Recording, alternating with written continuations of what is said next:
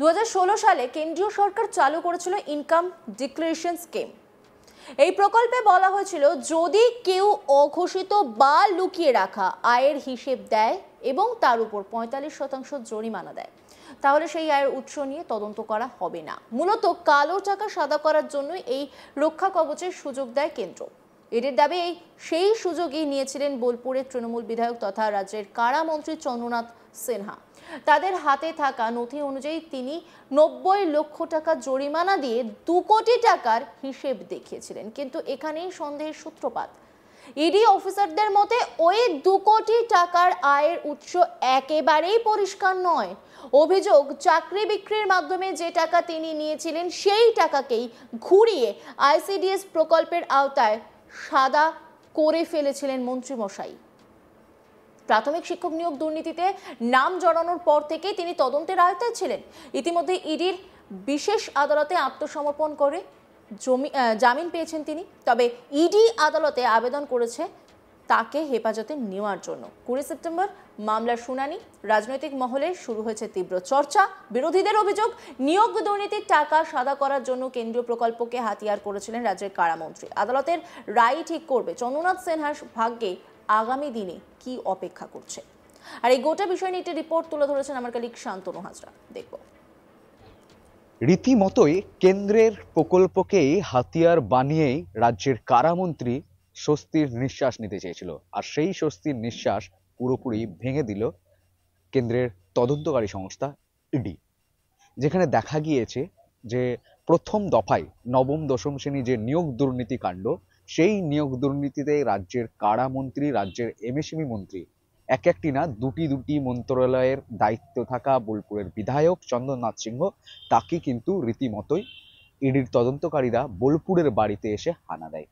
ঘন্টার পর ঘন্টা কিন্তু এই রেট চলতে থাকে, আর এই রেটের মধ্য দিয়েই দেখা গিয়েছিল যে লক্ষ টাকা উদ্ধার হয়েছে। এমন ইডি সূত্রের খবর যে এই সময় দেখা গেছিল তার থেকে লক্ষ টাকার মতো একটা লক্ষ টাকার 40 লক্ষ টাকার মতো কিন্তু উদ্ধার হয়েছিল। তার অর্ধেক অংশের হিসাব নিকাশ দিতে পেরেছিলেন, বাকিটা দিতে পারেনি। পরবর্তীকালে ইডি যখন আরো তদন্ত নামে এই রাজ্যের কারামন্ত্রীর বিরুদ্ধে, তারপরে তার জন্য তদন্ত ইনভেস্টিগেশনের গতি পথ যত এগিয়ে যায়, ইডির কাছে আরো তথ্য নথি আসতে শুরু করে। এবার শুরু করে দেয় যে রাজ্যের কারামন্ত্রী যে 2 কোটি টাকার একটি হিসাব রয়েছে, 2 কোটি টাকা, সেই 2 কোটি টাকাটা আইডিএস স্কিমের আওতায় এনে 90 লাখ টাকা দিয়ে তিনি কিন্তু বাকি অর্থর একদম কারচুপি করে রাখে। এবং যেই 2 কোটি টাকার যে 90% যে 90 লক্ষ টাকার হিসাব দিচ্ছে, সেখানেও গড়মিল, 2 কোটি টাকাতেও গড়মিল। কিন্তু ঘটনা হচ্ছে, প্রথমে জানতে হবে আইডিএসটা কি। আইডিএস হচ্ছে 2016 সালে কেন্দ্রের একটি স্কিম, যাকে প্রকল্প বলা যেতে পারে, এই আইডিএস স্কিম। এই আইডিএস স্কিম হলো একটি যেখানে দেখা যায় যে কোনো ব্যক্তি, কোনো অর্থবাদী মানুষ যদি কোনো কারণবশত তার সম্পত্তি লুকিয়ে রেখেছে, আয়ের উৎস লুকিয়ে রেখেছে, তাহলে এই আইডিএস স্কিমের আওতায় এসে 45% যে পরিমাণ সম্পত্তি লুকিয়ে রেখেছে, সেই পরিমাণ সম্পত্তির 45% ফাইন দিয়ে, যে আইডিএস স্কিমের আওতায় ঢুকে 45% ফাইন দিয়ে তার কিন্তু সেই যে কি কারণে বাকি যে টাকা রয়েছে, সেই টাকার উৎস বা করের আওতায় তাকে, তার বিরুদ্ধে ইনভেস্টিগেশন করা হবে না, এরকম একটি স্কিম। এই স্কিমেও দেখা গিয়েছিল 2016 সালে 1 জুন, যেখানে দেখা যাচ্ছে প্রেস ইনফরমেশন ব্যুরো যাদের, তারা বলছে যে এই 2016 সালের স্কিমটি যখন চালু হয় জুন মাসে, তখন রাত্রে 1 জুন তার আগের দিন 65,000-এরও বেশি মানুষজন কিন্তু তাদের আয়ের উৎস এইভাবে এই আইডিএস স্কিমের আওতায় ঢোকে, এবং 45% যে ফাইন রয়েছে, সেই ফাইন দিয়ে তারা কিন্তু তদন্ত এই আইডিএস স্কিমের মধ্যে তারা যুক্ত হন। রীতিমতো বলা যেতেই পারে যে এই আইডিএস স্কিম কিন্তু এইভাবেই ব্যবহার করেছে অনেক ব্যবসায়ীরা। রীতিমতো এই রাজ্যের কারামন্ত্রী ঠিক আইডিএস স্কিম, কেন্দ্রীয় সরকারি স্কিমকে ব্যবহার করে 2 কোটি টাকাকে সাদা করেছে। এই 2 কোটি টাকা কোথা থেকে এসছে, এই নিয়ে কিন্তু রয়েছে একরাশ জল্পনা। ইডির সরাসরি অভিযোগ যে চাকরি নিয়োগে যে টাকা, সেই টাকাকে আইডিএস স্কিমের মধ্যে রাজ্যের কারামন্ত্রী ঢুকিয়ে সেই টাকাকে তিনি কালো টাকাকে সাদা করেছে। রীতিমতোই শনিবার আজকে আদালতে সশরীরে হাজিরার নির্দেশ রয়েছে রাজ্যের কারামন্ত্রী চন্দ্রনাথ সিং এর। অন্যদিকে তার আগের দিনই দেখা গিয়েছে যে বীরভূমের নলহাটি রয়েছে, বীরভূমের মুরারুই সেখানে কিন্তু কৃষি বিপণন কেন্দ্র রয়েছে। সেই কৃষি বিপণন কেন্দ্রে ধানের যে ক্রয় বিক্রয় কেন্দ্র, সেই ক্রয় বিক্রয় কেন্দ্রে কিন্তু মূলত হানা দিয়েছিল কেন্দ্রীয় তদন্তকারী সংস্থার টিম। আর সেখান থেকে আরো নথি উঠে এসেছে। এবার দেখার বিষয়, সবারই নজর রয়েছে একেবারে আদালতের দিকে। এই মুহূর্তে রাজ্যের কারামন্ত্রীর ভবিষ্যৎ কি? ইডির বিশেষ কারাগারেই কি যেতে হবে? এমনই প্রশ্ন তুলছে রাজনৈতিক মহল।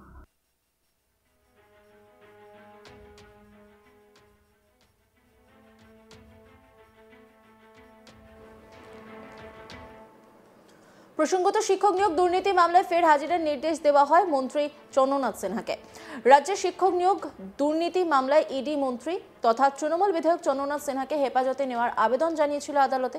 অন্যদিকে প্রতিরক্ষার পক্ষ থেকে সময় চাওয়া হয়, ফলে আদালত শনিবার সকাল 11টায় মামলার নতুন তারিখ ধার্য করে। সেই সঙ্গে স্পষ্ট জানিয়ে দেওয়া হয় ওই দিন চন্দ্রনাথ সিনহাকে সশরীরে আদালতে হাজির থাকতে হবে। আদালতের নির্দেশে বলা হয় মামলাটি অত্যন্ত গুরুতর এবং একাধিক দিক খতিয়ে দেখা জরুরি। ইডির দাবি তদন্তের স্বার্থে এবং জিজ্ঞাসাবাদের জন্য চন্দ্রনাথ সিনহাকে হেফাজতে নেওয়া প্রয়োজন। তবে প্রতিরক্ষার পক্ষ থেকে সময় চাওয়ার শুনানি পিছিয়ে যায়।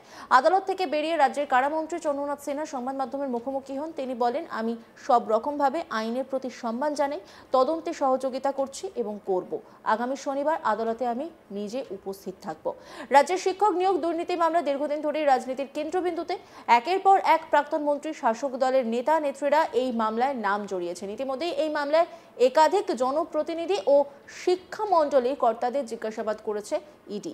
এবার সেই তালিকায় যুক্ত হলেন বোলপুরের বিধায়ক এবং মন্ত্রী চন্দ্রনাথ সিনহা।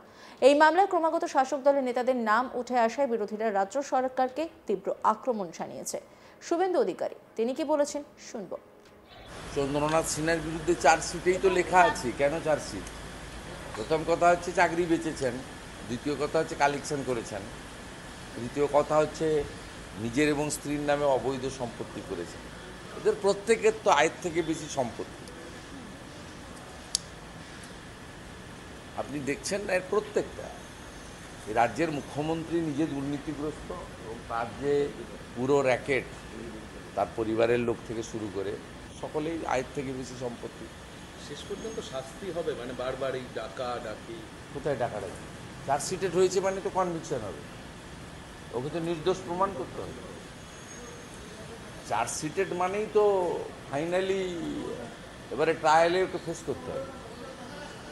ট্রায়ালে ফেস করলে কনভিকশন হবে। অন্যান্য খবরের আপডেটের জন্য অবশ্যই নজর রাখুন আজ তাক বাংলার ইউটিউব স্ট্রিমিংয়ে। লাইক, কমেন্ট, শেয়ার এবং সাবস্ক্রাইব করতে ভুলবেন না।